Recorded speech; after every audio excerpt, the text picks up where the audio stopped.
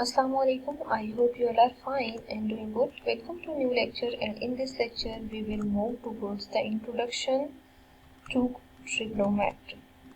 ठीक है, अब देखिए ये जो वर्ड है ना ट्रिग्नोमेट्री, इसको थोड़ा सा हम ब्रेक करते हैं. ठीक है, ब्रेक करके ना try means 3, gono means shape, metry means measurement. ठीक है, तो means tri means 3, gono means shape and metry means measurement. इसका मतलब ये है कि 3 साइडेड शेप की हम मेजरमेंट को यहाँ पे देखेंगे. ठीक है, तो ट्रिग्नोमेट्री में मेजॉरिटी हमारा जो है वो एंगल से कंसर्न होगा. तो सबसे पहले तो हम एंगल की डेफिनेशन देख लेते हैं. Angle is defined as union of non collinear rays with common end point. ठीक है, मीन सबसे पहले तो हम एंगल की डेफिनेशन लिख लेते हैं. Angle is union of two non-collinear rays with some common endpoint. अच्छा, वो जो रेज है ना, the rays are called basically arms of angle. ठीक है, and the common point where both non-collinear rays intersect. ठीक है, उसे हम common point कह रहे हैं. The common point is called vertex.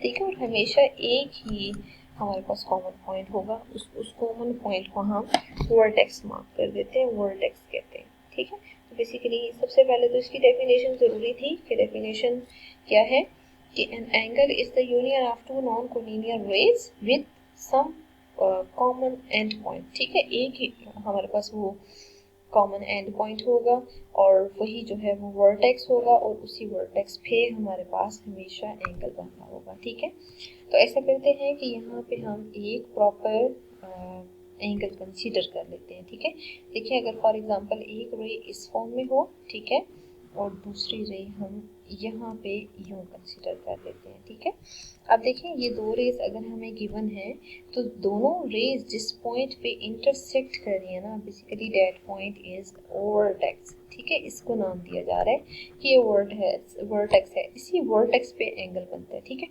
अब देखिए हमारे पास एंगल के ना दो आर्म्स होते हैं. अगर फॉर एग्जांपल हमने एंगल ड्रॉ किया है इस डायरेक्शन में, ठीक है, तो ये देखिए ये कौन सी डायरेक्शन है, ये एंटी क्लॉकवाइज डायरेक्शन है. ठीक है, अगर आपने एंटी क्लॉकवाइज डायरेक्शन ली है ना, तो फिर हमेशा वो यहाँ पे आप देख सकते हैं कि इसकी जो टेल है ना, टेल वाली साइड इनिशियल साइड होती है.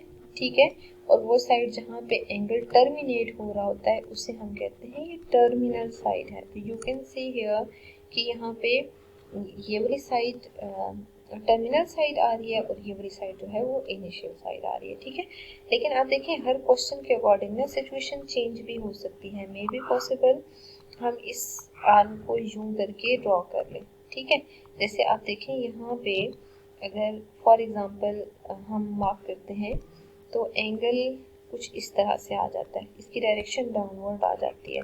तो देखिए जहाँ से एंगल स्टार्ट हो रहा है ना, उसे हमेशा हम कहते हैं ये इनिशियल साइड है, और जो दूसरी वाली साइड है उसे हम कहते हैं वो टर्मिनल साइड है. ठीक है, तो इनिशियल साइड और टर्मिनल साइड को आपने हमेशा यहाँ पे चेक करना होगा और एंगल को भी चेक करना है कि कौन सी डायरेक्शन में होगा. तो यहाँ पे आप देख सकते हैं कि जो एंगल की डायरेक्शन है वो क्लॉकवाइज डायरेक्शन कंसिडर की है. ठीक है, बस क्लॉकवाइज ले रहे हैं या एंटी क्लॉकवाइज ले रहे हैं इससे कोई फर्क नहीं पड़ता, बट ये है कि हमें ये क्लियर होना चाहिए कि हम किस तरह डिफाइन कर रहे हैं. ठीक है, अच्छा अब देखिए अगर हम कोई भी एंगल बनाते हैं, ठीक है, सिंपल लिख लेते हैं when we construct angle.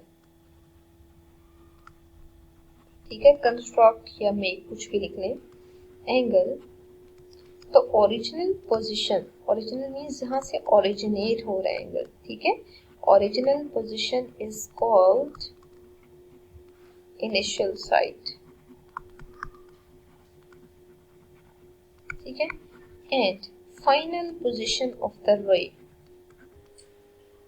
is called terminal side of angle.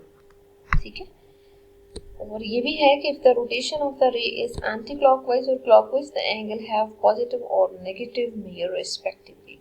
तो वो हमेशा हमने एंगल के कोरिस्पॉन्डिंग देखना होगा कि किस फॉर्म में गिवन है। जैसे यहाँ पे एंटी क्लॉकवाइज है ना, अगर एंटी क्लॉकवाइज हो तो जैसे यहाँ पे क्लॉकवाइज है, क्लॉकवाइज एंगल जितने भी होते हैं ना उनको हम नेगेटिव डायरेक्शन में लेते हैं। ठीक है, लेकिन जो एंटी क्लॉकवाइज एंगल्स होते हैं उनको हमेशा हम पॉजिटिव लेते हैं। तो positive angles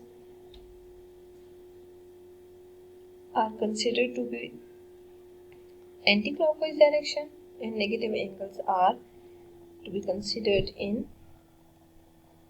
clockwise direction. Basically यही difference था।